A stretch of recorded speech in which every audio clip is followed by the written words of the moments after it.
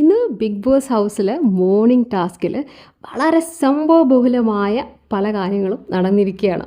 എന്താണെന്നല്ലേ, ഷാനവാസും നെവിനും തമ്മിലൊന്ന് ഏറ്റുമുട്ടിയിരിക്കുകയാണ്. ഇതിൻ്റെയൊക്കെ തുടക്കം ലക്ഷ്മി ഷാനവാസിന് കിട്ടിയിരിക്കുന്ന 4 സ്റ്റാർസും തിരിച്ചു നൽകാൻ പറയുന്നതിലൂടെയാണ്. അതിന് ഷാനവാസ് റെഡിയാകുന്നില്ല. ഷാനവാസ് പറയുന്നുണ്ട്, ബിഗ് ബോസ് ചോദിക്കുകയാണെങ്കിൽ മാത്രമേ താനിത് തരുള്ളൂ എന്ന്. അതിനിടയ്ക്ക് ഷാനവാസിനെ ട്രിഗർ ചെയ്യാൻ ശ്രമിക്കുകയാണ് നെവിൻ. അപ്പോൾ നെവിൻ്റെ അടുത്ത് ഷാനവാസ് എന്തോ ഒരു മോശം ഭാഷ പ്രയോഗിച്ചു എന്നാണ് നെവിന് പിന്നെ ആരോപിക്കുന്നത്. ഇതൊക്കെയാണ് ഈ വഴക്കിന് കാരണം. അതിനിടയ്ക്ക് എല്ലാ കണ്ടസ്റ്റൻസും ഷാനവാസിന് എഗെയിൻസ്റ്റ് ആവുന്നുണ്ട്. ഇന്നലെയും മിന്യാന്നും അതിന് മുന്നേ ഒക്കെ നടന്ന കാര്യങ്ങൾ ഓരോരുത്തരായിട്ട് വിളിച്ചു പറഞ്ഞുകൊണ്ടിരിക്കുന്നുണ്ട്.